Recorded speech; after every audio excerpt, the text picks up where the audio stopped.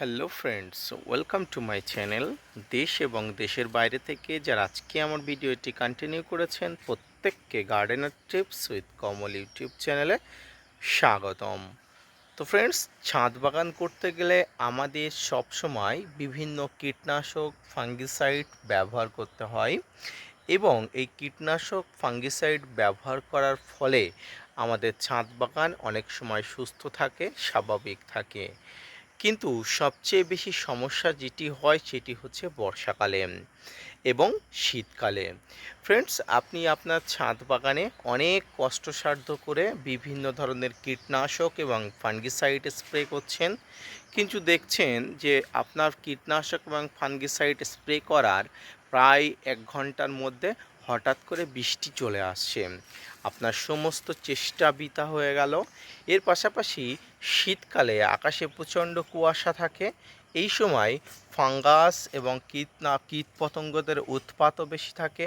তাই এই সময় আপনি ফাঙ্গিসাইড এবং কীটনাশক স্প্রে করলে তাদের গায়ে ঠিকঠাক মতো লাগে না, কারণ এই সময় কুয়াশা থাকে, শিশির থাকে। তাই আজকে যাতে ফাঙ্গাস এবং কীটনাশক গাছে দীর্ঘদিন যাবৎ লেগে থাকে, এখান থেকে গাছ যাতে খুব সহজেই নিতে পারে, সেই বিষয় নিয়ে আলোচনা করব। মনোযোগ সহকারে ধৈর্য নিয়ে দেখতে থাকুন। ফ্রেন্ডস, প্রথমেই বলেছি গাছে ফাঙ্গিসাইড এবং কীটনাশক যাতে দীর্ঘদিন ধরে লেগে থাকে তার জন্য যেটি আমরা ব্যবহার করব সেটি হচ্ছে স্টিকার। স্টিকার সম্পর্কে আমরা অনেকেই অবগত আছি। এই স্টিকারটি কী? এই স্টিকার হলো এমন একটি জিনিস যেটি খুব সহজেই গাছের গায়ে লেগে থাকে। এটি একটি আঠালো তরল পদার্থ যেটি ফাঙ্গিসাইড এবং কীটনাশকের সঙ্গে মিক্স করে দিলে খুব সহজেই কিন্তু গাছের গায়ে অনেক দিন যাবৎ লেগে থাকে। তবে এটি খুব অল্প মাত্রায় ব্যবহার করতে হয়, কারণ এর যে একটা ক্রিয়া আছে যেটি গাছের পাতার উপরে বা গাছের কাণ্ডের উপরে একটা লেয়ার তৈরি করে, এই লেয়ারের জন্য কিন্তু গাছ পরবর্তীতে কোনো রকম ফাঙ্গিসাইড এবং কীটনাশক স্প্রে করলে নিতে পারে না। তাই অবশ্যই খুব মনোযোগ সহকারে খুব অল্প মাত্রা করে ব্যবহার করতে হবে। তো ফ্রেন্ডস, আজকে আমি যেটি দেখাবো সেটা সুপার 18 স্টিকার। এই স্টিকারটি খুব নামি দামি একটা কোম্পানির স্টিকার।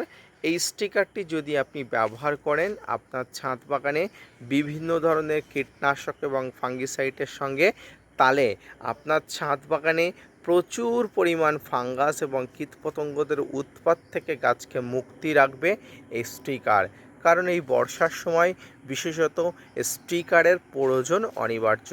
আপনার ছাদ বাগানে আপনি হঠাৎ করে বৃষ্টি আসে এবং সেই বৃষ্টির হাত থেকে আপনার প্রয়োজনীয় কষ্টকে নিরাপদে রাখতে আপনাকে স্টিকার ব্যবহার করতে হবে। এবার আসুন এই স্টিকার কীভাবে ব্যবহার করবেন। 1 লিটার জলে সর্বোচ্চ 10 ফোঁটা এবং 2 লিটার জলে সর্বোচ্চ 20 ফোঁটা নেবেন। এর বেশি নেবেন না। এর বেশি নিলে আগেই বলেছি ছাদ বাগানে গাছের পাতার উপরে একটা লেয়ার পড়ে যাওয়ার সম্ভাবনা থাকে, তাই এর বেশি নেওয়া যাবে না। এটি যে কোনো ফাঙ্গিসাইড কীটনাশকের সঙ্গে ভালো করে মিশিয়ে আপনার ছাদ বাগানে আপনি স্প্রে করতে পারেন। এটি কতবার ব্যবহার করা যায়? এটি আপনি যতবার কীটনাশক এবং ফাঙ্গিসাইড ব্যবহার করবেন ঠিক ততবারই ব্যবহার করা যায়। কোনো ধরনের কোনো অসুবিধা নেই, কিন্তু অল্প মাত্রায় ব্যবহার করতে হবে। এটি সিলিকন বেস সুপার স্পাইডার একটা স্টিকারটি কিন্তু অত্যন্ত একটা গুরুত্বপূর্ণ এবং নামি দামি কোম্পানি। আপনারা যারা বাজার চলতি বিভিন্ন ধরনের স্টিকার ব্যবহার করেন প্রত্যেকটাই আপনি ব্যবহার করতে পারেন, আপনার কাছে কাছে যে ধরনের স্টিকার থাকুক না কেন। তো আপনারা যারা এই ধরনের জিনিসগুলো খুঁজছিলেন তাদেরকে বলবো আপনারা অনলাইন থেকে কিনতে পারেন, আপনারা অফলাইন থেকে কিনতে পারেন, পাশাপাশি যে কোনো কীটনাশকের দোকানে গিয়েও কিন্তু আপনারা পেতে পারেন। তো ফ্রেন্ডস, এইভাবে আপনি আপনার ছাদ বাগানে এই স্টিকার ব্যবহার করে তুরন্ত বৃষ্টির হাত থেকে আপনার ছাদ বাগানের কীটনাশক এবং ফাঙ্গিসাইডের স্প্রের যে প্রয়োজনীয়তা, সেই প্রয়োজনীয়তা অবশ্যই রাখবেন। এবং এর পাশাপাশি আপনার ছাদ বাগানের যে আপনি স্প্রে করছেন, স্প্রেগুলো যাতে বিফলে না যায় তার জন্য এই স্টিকার আপনি ব্যবহার করবেন। তো আজকের ভিডিওটি এই পর্যন্ত। ছাদ বাগানে গাছকে ভালো রাখার জন্য একটি স্টিকার অবশ্যই আপনার কাছে রাখা উচিত। এর পাশাপাশি যারা স্টিকার দিতে চান না তারা হ্যান্ড ওয়াশ বা শ্যাম্পু 1 লিটার জলে গুলে ব্যবহার করলেও তাৎক্ষণিক কাজ হবে। তবে হ্যাঁ, ভালো কাজের জন্য আপনাকে কিন্তু স্টিকার ব্যবহার করতে হবে। তো ফ্রেন্ডস, আজকের ভিডিওটি এই পর্যন্ত।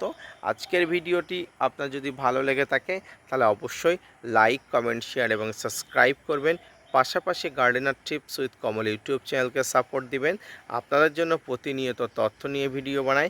আপনারা যদি মোটিভেট করেন, ভিডিও বানাতে আগ্রহী হই এবং নতুন নতুন ভিডিও বানাতে উৎসাহী হই। দেখা হচ্ছে পরবর্তীতে নতুন কোনো ভিডিও নিয়ে, নতুন কোনো তথ্য নিয়ে। ততক্ষণ সঙ্গে থাকবেন। ধন্যবাদ।